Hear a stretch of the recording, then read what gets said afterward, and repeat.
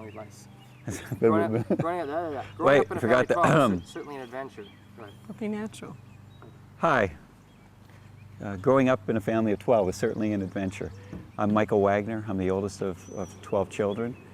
This is my youngest sister, Stephanie. I'm 11th out of the 12, and I always joke with my younger brother, Keith, that it took Mom and Dad 11 times to get it right, and then they had one for fun. And just, you know, the stories. So you're going to talk about the stories. You know, like, first of all, your dad, where he worked, describe the house, you know, one bathroom, maybe just talk about the dilemma of all. He'll do a lot of editing, so. Okay. We grew up in a very faith-filled family during a very turmoil-filled time in our country and our church's history. With a large family, very tight in the house. One bathroom. One bathroom. With 3 girls. Let me pause you a second. Let's introduce that section. Let's do a take 2 on that. Okay. We grew up in a time, you know, just the difficulty, just launch into that and get real quickly to the difficulty of one bathroom. Give me a picture for the challenge. 12 kids, you know, how do you do it? And your dad's job didn't make a lot of money. Right. So you're starting this whole, like, scene 2, boom, go. We grew up in a very faith-filled family during a very turmoil time in our country and our church's history. And there we were, small house, one bathroom, 12 children. Very, very tough circumstances that way sometimes. I don't know how my parents did it, I just know that they did it, and I think the overwhelming motto of my parents and the family, without realizing it, was God will provide. Mm-hmm. Dad never made much money, certainly enough to provide through God's grace. No, I know. Blue-collar worker. In filling out the financial aid forms for college, I know that he never made more than $20,000. And yet all of us attended Catholic grade school, Catholic high school, some of us went on into Catholic colleges. Never accepted any government money. We always had food on the table, enough food on the table, clothes to wear, and a roof over our heads that was owned by the bank, I suppose, but mortgage payments were always made. Stories of the sparsity of, say, Christmas. Christmases were very sparse, or that kind of thing. Well, let's just go right to the vacation, because I picture the family truckster. So talk about that. Well, how did you do it back then? And incorporate my question into your answer. Our family vacations were always very interesting, very tight in terms of money, tight in terms of space in the vehicles, whether it was a Volkswagen, a bus with You can't. campers. D, Mom. Honey, Daddy's filming. I have to paint a picture of our family vacations after all the children were born. Big Chevy station wagon. I don't know how we all fit, where we fit. We all had our favorite seats in that car, and yet there were still children on laps, and 12 of us at one time heading up to Canada for a long weekend vacation. Luggage on the roof. A couple kids on the roof? No, just kidding. Just how tight it was. We accepted that as just a way of life. I didn't know anything different, so it was just there. No seat belts, by the way, but. I remember helping my dad steer once. Adding to that very quickly, prior to the station wagon, we owned a Volkswagen bus, which went down. The loaner car from the Volkswagen dealers back then was a Beetle, and one Christmas we went to church with 10 children and 2 adults in a Volkswagen Beetle. Wow. Tell me about like the bath time, shower time, like just the moments that people just take for granted. You have one shower, one bath. So launch into, you know, like even you'd say you'd run, I remember running bath water and everybody taking, you know. Well, that was much later though. Okay. I can comment on it. Okay, go ahead. The bath time was interesting. We took baths in shifts. Younger children, 3 at a time, fill the tub, 3 went in, cleaned them up, 3 more went in. I remember my dad coming in with a big pot of water. It's like the rinse cycle, dumping it over your head and getting all the soap off and out. Everybody dried off, and 6 children done with baths in a matter of 10-15 minutes. So. How about the note of people taking care of you, the nuns in particular, maybe even though it happened later, the Craig story at school? Or, it wasn't that much later, okay. What? What's an intro to that? Just say we went to Our Lady of Mount Carmel with the great nuns who really looked after us. And even though Dad worked hard and provided, some of the guys like to milk anything for what they could get, having a large family, and the impressions that some people must have had. Well, we went to a Catholic grade school, Our Lady of Mount Carmel, staffed by wonderful nuns. And one day my brother Craig wasn't feeling well or something like that, and the first question that the nuns always asked was, you know, did you eat breakfast? And so I'm sure Craig had a little bit of a response planned, knowing that that was the typical question asked by Sister Norma. And she said, did you eat breakfast? And he goes, it wasn't my turn to eat today, sister. So he was sent home with a few brown bags filled with groceries, and I'm sure his ear was quickly filled with my father's voice with that one. What do you remember particularly, Michael, about your mom having to manage these kids with a range of ages? And just include my answer. Say, my mom... Guys, can you go out front? Something's wrong with Emily, too. I think it's an issue. Like, Okay. Joseph, you take care of Emily. She's crying, whatever it is. Okay. My mother was a wonderful woman. I don't know how she managed in terms of the day-to-day, minute-to-minute, hour-to-hour activities of the family, and remembering that often throughout the time of my childhood she was very pregnant, not feeling well at times.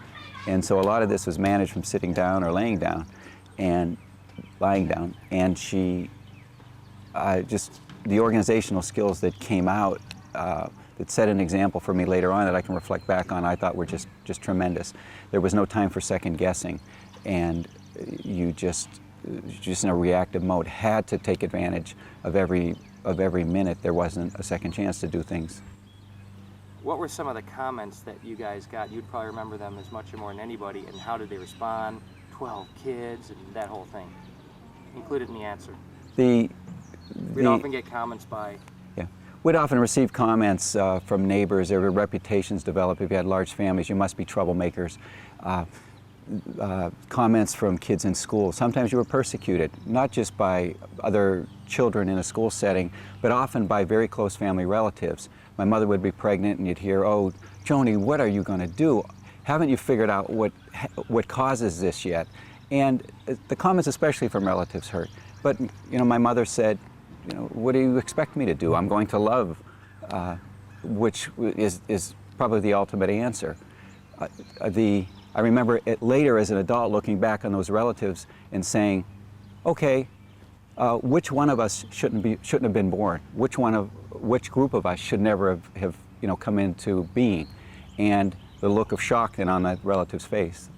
I remember my dad in particular being very hurt and even angry by the different comments that people would make, certainly relatives, but anybody, you know, don't you have a TV, or, you know, like you said, haven't you figured out how it worked yet? And I just remember him being very upset for two reasons that he would share. One, it's no one's business, and two, just the real lack of appreciation for life, which Mom and Dad certainly exhibited beautifully in their witness, but many people, especially because of the turbulent times, failed to see.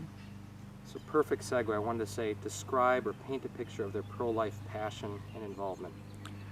My parents were very involved in, or however you want to do it. My parents were very interested in the development of the anti-life mentality that started to develop, or that they were aware of developing in the 1960s. Let me have you rephrase that, because it's a little bit hard to follow. Okay. So just kind of come out with it. Of course, in the 1970s, Roe v. Wade came out. My parents were very concerned about I'm going to go before that, because Okay. their participation Yeah, but nail it. Okay. Without a philosophical kind. Okay. Just follow 1970 or whatever.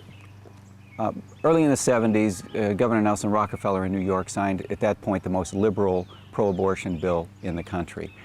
That upset my parents very much, and they realized very quickly that they had to become involved before that happened in Pennsylvania, before it happened across the country. So from the very beginning of what we know now as the pro-life movement, my parents were involved on a local level. They both saw the taking of innocent human life as one of the most horrible crimes against humanity, against the dignity of the human person, against God himself, that anyone could imagine. That came out in terms of day-to-day discussions at the table, discussions with adults. Lots of letter writing? Lots of letter writing, lots of participation. Even as young children, we were involved in licking stamps and putting them on envelopes and stuffing it, folding flyers and stuffing envelopes, passing out flyers at different political rallies and speaking engagements throughout town. Dad was an officer. Stefan, just add that your dad was an officer in the pro-life. Once People for Life formed, which was the pro-life group here in Erie, my dad was an officer very often for many years, whether it was treasurer or whatever realm he was involved in. So from the get-go, which I'm sure those activities were filtered through People for Life very often. The placarding of the windshields on cars after masses, which were many, the carnation sales for Mother's Day to raise money for educational purposes, to make people aware. Lots of little ways. It was, again, just a way of life with us, so much so that as we entered into our young adulthood and further, it was given that this was going to be part of our life. This is what you do. It just is. Okay, set the stage, January 1976. In your family, where were you? How old were you guys? The range? In January 1976, I was a senior in high school, St. John Candy Prep in Erie here, and it was early on in the March for Life movement and participation. And my dad was very ill at the time, and my mother was 7 months pregnant with our youngest brother, and someone sponsored them to go to Washington. My mother knew it was something she had to do. My father knew it was something that he had to do. The opportunity was there, and so you did it. 10 of us were spending the night at my grandparents' house, 2 of us at a friend's house, and we would go to school the next day. About 5:30 in the morning, the phone rang in my grandparents' house, and when something like that happens that early in the morning, you know it's not good. My grandmother took the phone call. I think we were all awake without realizing it, but my grandmother took the phone call, said to my grandfather, "Father, they want to speak with you." Again, not in a good tone. And it was a fellow who was with my father explaining that my mother had died on the trip. And I remember my grandfather saying, What? Joni died?" And everybody immediately was out of bed and up and shocked and teary-eyed and crying and sobbing, and we knew something very life-changing had occurred. Okay, so later we heard from people on the bus. Okay. Later that day, later that week, later that month, throughout the years, I've run into people from that March for Life who were on that bus with my parents, who explained their perspective of what happened, their recounting of what happened. Basically, my mother fell asleep. My father was half asleep and recounted that he heard this snoring sort of sound and realized that something was wrong. He poked my mother and said, basically, "Joni, stop snoring." And then he realized it wasn't that kind of a sound. Something was seriously wrong.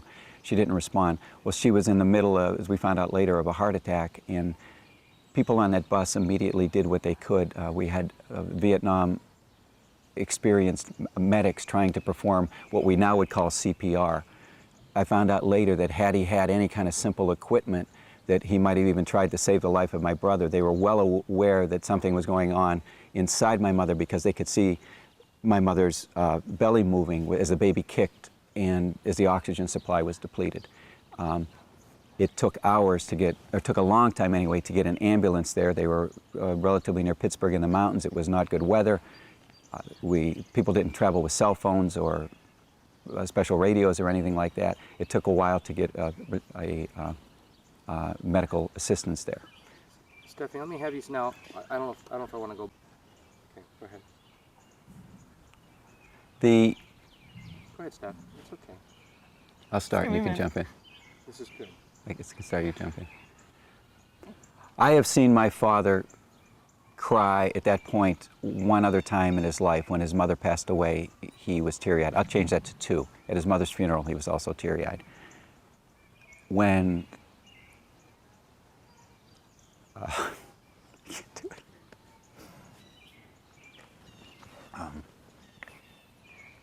You had talked about, hearing Papa, what, on the phone, and they had a big king-size bed in their bedroom. I don't know how many of us were sleeping in there. I'm sure quite a few, lining them all up, the little bodies. But I remember Christopher.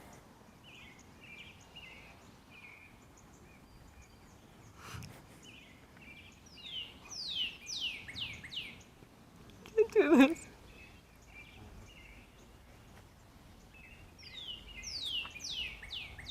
Edit. It's okay. It's okay. Christopher climbing on the bed, and because I was sleeping pretty much. I was 5, and Christopher saying something about Mom, and I was kind of out of it, and again, very young, and that she had died, but I didn't quite, understand what that meant. And I remember them saying something about the hospital. I didn't get her to a hospital, and prior to this pregnancy, our brother Keith was the 12th child, and then she had miscarried.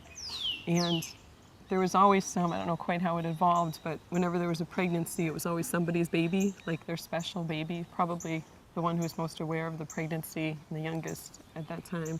And the baby that she had lost through a miscarriage was my baby, supposedly. And someone tried to buy him off of me for a few coupons. But anyway,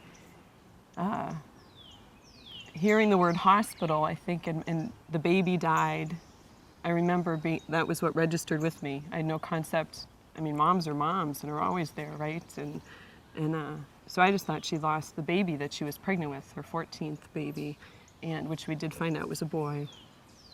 So, but then I don't know when it was that our father came down to Grandma and Papa's to see us or to pick us up, or however that quite worked. I just remember him standing at the door sobbing. I remember that it was 0-degree weather outside. We opened the door. He never even made it inside before we reached him. Mm-hmm. Did you hug him? Did he kind of just, what was, I mean? It was definitely. It's good to fight through this, and you feel uncomfortable, but it's good. It's good. This is great. This is the full story, your emotions and all.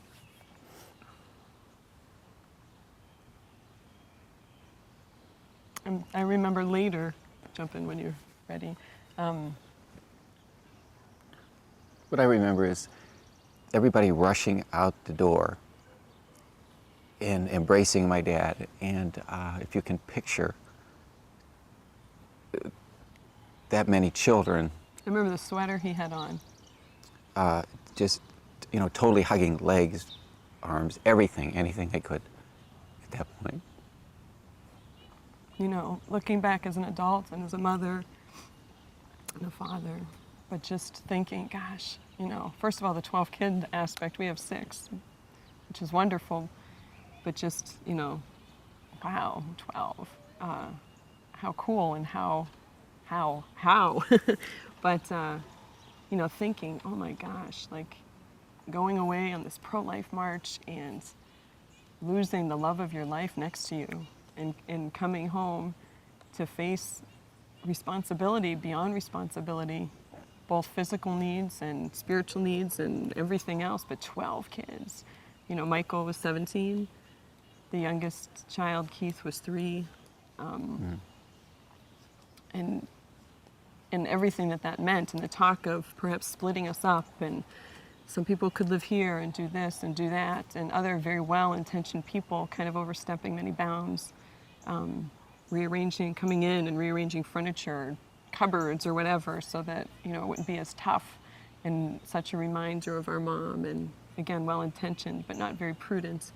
So just a lot of emotion sifting through, and then in the days getting ready for the funeral, being young, I still have, those are my most vivid memories, I think, of my mom, or that time. I remember going with my dad up to our house to pick out clothes for everyone to wear to the wake.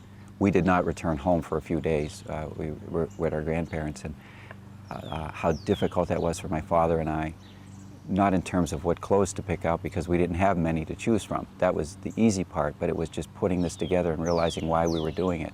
And the emptiness that we felt in the environment of our home at that point in time. We knew something was missing and would continue to be missed. Put it on your dad's psychology a second. He's coming home, what's going on in his mind, the talk of splitting you up, the faith decision he had to make of, my wife is not there to manage and operate. He had to decide somehow God's got to provide. I mean, paint that picture of what faith decision he must have made when confronted with that absence, that huge black hole in his life, and that he chose to keep it together. Just describe that, paint it. I remember my grandmother commenting that my father was asking himself the question why at the time, and then commenting later on, well, it's much easier this way. I'm more able to take care of a situation like this as opposed to if I had passed on and my wife would have been left with this. So there was no doubt that we would get through it somehow. As Stephanie said, a lot of well-intentioned people were commenting on how the family could be split up and we'll take care of some and we'll do this and we'll do that. And there wasn't an option in my father's mind. He had his own way of organizing and doing things, which was a bit different than my mother's, but it was still very effective. And The man again, was MacGyver. the switching when he returned to work after his illness and working nights, coming home, getting everybody to school, sleeping for a few hours, getting up, working on family matters, making dinner, laying down for a few hours before returning to work that night, to work from midnight to 7 a.m. and then have to return. It was incredible. The example it set. We really, as the little ones, we never thought that he slept because even we called it laying down. Like Michael said, he would lay down, and if you went in there for any need, any question, anything, all you needed to do, and even in the slightest voice, was say, "Dad," and he was like, "Yes." You know, we're like, "Wow, he never sleeps." You know, amazing. It was. Guys. Can I tell one other story first? Sure. It said about the different memories. Do you want us to talk about the funeral at all, or no? Sure. Mom's funeral? Yeah. I remember. Paint, but not detail, but paint a or. Well, I have a story. It's an anecdote. Okay. It has to do with I'll that. just start it and then I started it. You know that's going in there. pause. I remember when we went in to the funeral Let me home. pause it because the pause is cute, but nobody will understand that. Yeah, So it's go ahead. I remember going into the funeral home for the wake, and I don't think the little ones were present at all the viewing hours. I think there was one selected where everybody was there, if I remember correctly. And I remember going up to the casket and certainly all the sadness around, but in seeing my mom, and what stands out in my mind as a memory was the blue eyeshadow that she had on and the beautiful blue, I don't know if it was a dress or a nightgown, and the lipstick. And I used to love her makeup and her hair. The style during that day was the beehive, and you know, with the little ringlets and the bobby pins. Well, she would have her hair done, you know, go to the beauty shop or whatever once a week. And the night prior to her going, one of my little special privileged jobs was I was allowed to help take out all the bobby pins of her hair, and just loving doing that as a little 5-year-old girl, loving playing with hair and brushing, and just how special that was. And especially, I'm sure with all the other siblings, that was kind of my special time with her too. So I remember seeing her in the casket, and By the way, my job was to color her hair every 2 weeks, but I won't admit to that. So. but seeing how they did it and just kind of staring at the bobby pins, and in my little mind knowing that I wouldn't have my bobby pin time anymore. I remember the enormity of the number of people. Restate that. I remember I remember just this enormous number hitting me of the number of people who came. Start again. The number of people who came to the wake over the course of a few days was absolutely tremendous. It was constant flow of people, constant busyness, constant explanations, constant greeting of friends and family, some of whom we hadn't seen in a while. And walking into the church the day of the funeral and seeing a packed church, my whole high school there, the classes of all of my brothers and sisters from the grade school there, my sister's friends from their school there, over 24 priests celebrating this funeral mass, two of my father's brothers who were priests there. It was almost overwhelming, and that much interest or that much involvement or that much respect had been paid almost as a tribute to my mother, but also as support for my father and for us. Twisty ties. So after the funeral, when we went back to school, you know, we had kids in 2 different high schools, and then the chunk of the family at Mount Carmel Grade School, which didn't have a kindergarten at that point. And so I went to the local public school down the road, which I walked to. That's amazing. Busy streets and all back in the day. And it had always been a rule of my mom's that she would call it no straight, straggly hair. You always had your hair, it had to be pulled back in some fashion. And now, as a mother of 3 little girls, I know that you can get them to brush their hair, and you know that that's done, by the way. But anyway, so everyone was off at school. I had started a little bit later, and my brother Keith, who was 3 and not in school, was staying with my grandparents, continued to be taken care of by them for a little while. And so I'm standing in the bathroom waiting for someone to do my hair, you know, and obviously no one's coming to do my hair. And my dad is trying to, you know, the poor guy, again, first day back, 12 kids, off in school, here, there, and everywhere, lunches packed, clothes on, uniforms done. Hair combed. And here's this Hair little sprayed. 5-year-old, you know, awaiting something. And he's like, you're gonna be late, you need to go. And I'm like, I'm not allowed to leave with straight, straggly hair. Just crying. And so, God bless him, he took the brush and as an unexperienced brusher, you know, the scrape of the skin and just pulling back, and I'm trying so hard not to cry because I don't want him to feel badly. And, you know, he's trying to do the part with the comb and just struggling with the little rubber bands to put in, because I had always worn my hair in ponytails, 2 little ponytails, which, by the way, I thought were called honkers because my brothers would always honk them. And he just could not figure out how to get the rubber bands in my hair. And so, you know, throws down the brush, and I felt horrible and thinking he's upset with me. And he went into the kitchen and returned with 2 twisty ties, the bread ties. And my ingenious father, who often made things work in many ways that most other people would not think of making work, he did my hair in ponytails with 2 twisty ties that morning, a red one and a blue one. It didn't even match. And off I went to school, but I didn't have straight, straggly hair, and all was well.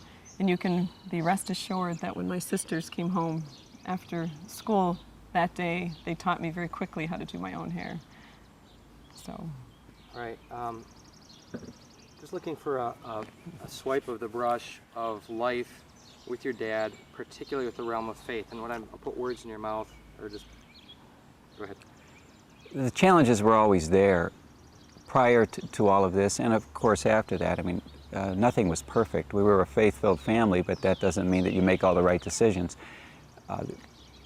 Occurrences, everything from parents showing up upset that my sister beat up their son, to my dad coming home and there's police there because my brothers did something they shouldn't have, and now they had to deal with the consequences of that.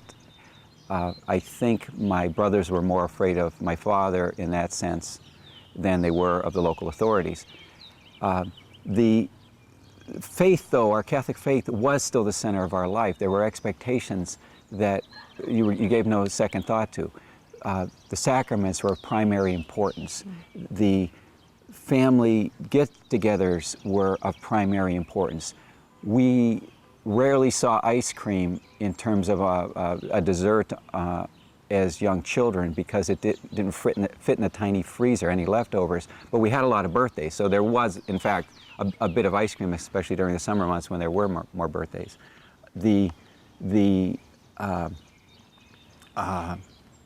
As I said, the sacramental life being, and Marian devotion, Eucharistic devotion being of primary importance. There was no excuses for missing anything like that unless you're very, very ill.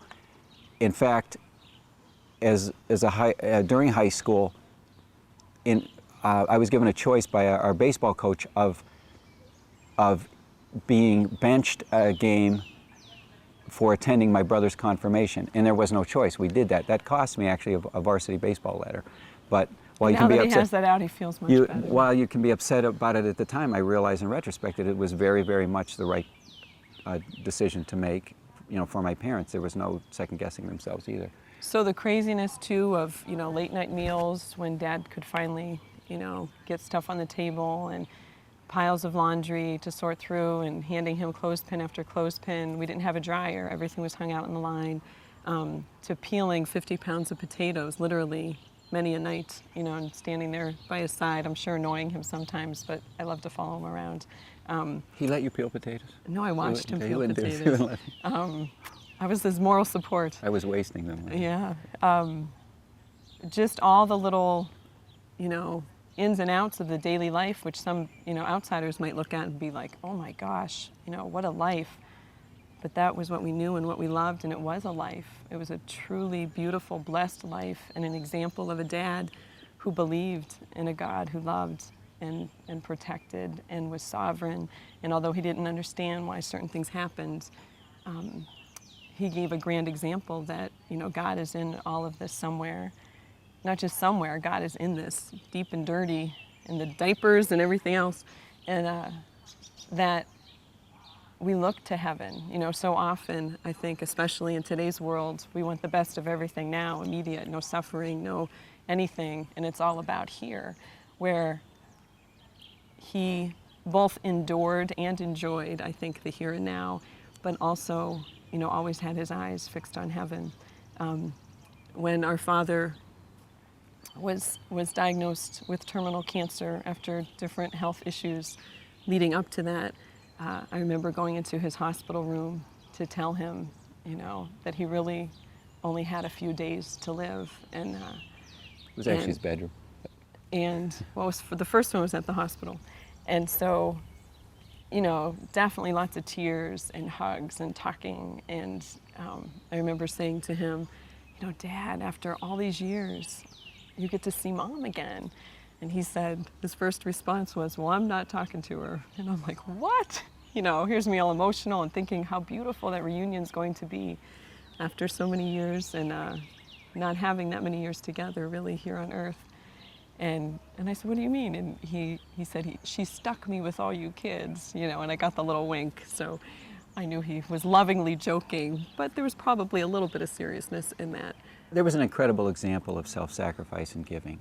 And with the size of the family, that came naturally, and we just took it for granted. But in retrospect and looking back, the enormity of that on a minute-to-minute basis, even the dying to self that had to occur in order for a family to stay together and to survive. And I recall coming home from college the year my mom died, during that first year, and hearing that my family was split up, which was totally false, but how hurt I was and how hurt my father was that people would even think that he didn't have the wherewithal and the ability to keep a family together. To outside people, to many outside people, that was an enormous task that nobody could accomplish. To him, it was something that it wasn't, is it going to happen? It's, all right, what's the best way for me to do this? And I think of whenever... Pause a second. Great content. I'm realizing now I could go for hours with this. So Let me say one thing. Well, that was a great I want one thing, and maybe this resonates with that. I like that wrap up. This is a wrap up thing. What I was gonna, Fits in with that. Just what I was let me going to say, I'll let you say it, but what I want is, so there we were gathered around 1998 in August, all the family around, all the wealth of his, so from the poverty to the wealth metaphor, if you can play that, though he didn't make a dime over 20,000, here he is surrounded by how many ever grandchildren, and now, I mean, how many grandkids are there? Let me say something first, and then we'll... Good. We're not. That's good. Thinking of my dad, whenever I hear the scripture of, to lay down one's life for one's friends. There's no greater love. Let me start over. whenever I hear the scripture, there's no greater love than this, to lay down one's life for one's friends, automatically I think of Dad. I mean, he truly gave his entire everything, poured out his life for us, his family, day in and day out, over and over and over and over again, when he didn't have to and he chose to. And as we were gathered around him in 1998, August of 1998, and he was on his deathbed and surrounded by 10 of his 12 children, and had seen the other 2 very recently before that, and grandchildren around. Here's a man who never made much money at all, and yet truly the wealth around him of love and gratitude and respect and the legacy which he left, you know, the 12 children and the 46 grandchildren today, and amazing, amazing love. There was no doubt in anyone's mind that they would be spending that time with him. There was no question. It wasn't a matter of, all right, I'm going to go home and then come back. Every one of us ended up spending the night there sleeping on the floor, and there was ever no discussion. Are you going to stay? How are you going to do this? It was just there.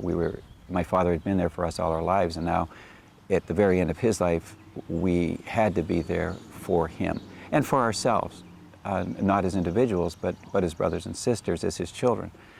It was an example, I think, of him not only of taught us how to live throughout our lives, but also how to die. I think it was a very, very holy death. And in retrospect, again, you look back and you say, wow, very emotional. And not very easy, I'll readily admit to that. But in many ways, telling my dad that he was about to die was much, much harder than experiencing the process with him. The moment he died, we're running out of sunlight space. Okay. We're going to start getting real hot here in about 2 minutes. He is hot. Just end with, so there we were gathered around. We'd been there 3 days, 2.5. camped out. So just begin that story again, whichever one of you, You were there paint first. the picture tightly. So we were all there, gathered around. This is the house after all these years, thinking about this tremendous history and up to his last breath and the experience. So I'm asking you to rephrase a little bit, but paint Okay. it, particularly in the end moments, gathered around and all that. If you restate, that's fine. So we were all gathered around my father and had been together for those 2.5 days of memories and prayer and many different priests coming in and out through those days, and other friends, and being in the house that we all grew up in. And here we were together from different cities, a few of us, and even pulling together in our local city where everything else stopped, as Michael said. Nothing else mattered. We were here together. And as we knew that he was taking his final breaths in those last minutes, everyone obviously very emotional, very present, holding hands, each other's, his, touching him, and just the final goodbyes. And certainly a huge mixture of total sadness from the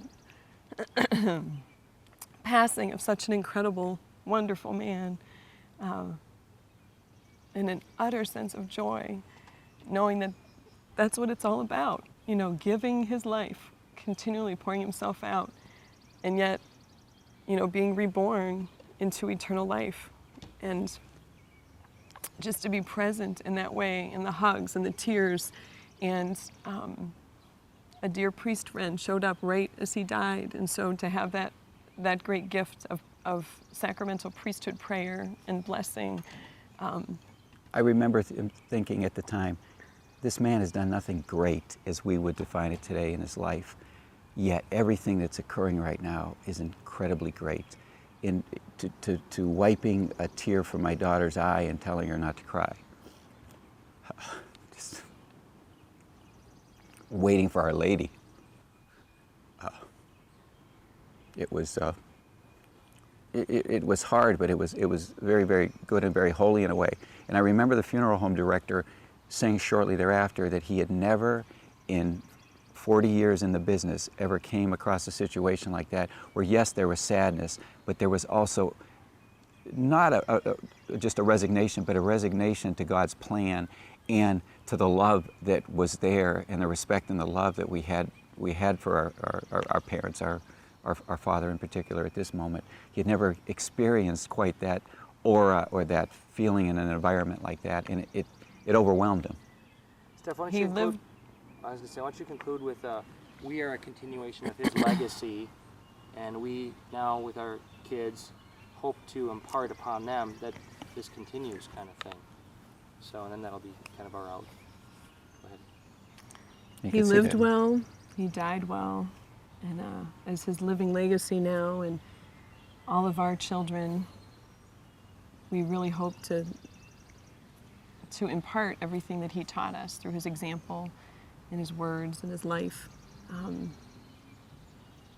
Some of our children had the blessing of knowing him personally, others didn't, but I can look around and I see his influence, I see even mannerisms and inflection of voice, and I can look across at your son right there who looks like him, and you see the continuation of that legacy of life, of love, of a deep commitment to our faith that is there, and we hope will continue to grow. We can't take it for granted, and we pray for that. And on a day-by-day, minute-by-minute basis, we see it develop, we see it unfold as part of God's plan. Do you want more of a power punch ending? What do you tell us? Well, you had an awesome power punch. You said, and that's what it's all about, eternity. Like when you had that statement, that would have been a perfect conclusion. Well, you can edit. Well, I can, but then you went on and said, why don't I, because I may stop it there, because that clearly was like, and that's what it's all about. Mm-hmm. So why don't you say it again, Steph? Remember what I said, I just got bit by a mosquito. We're good. That's right. So there we were in August of 1998, around my father's deathbed, our father's, and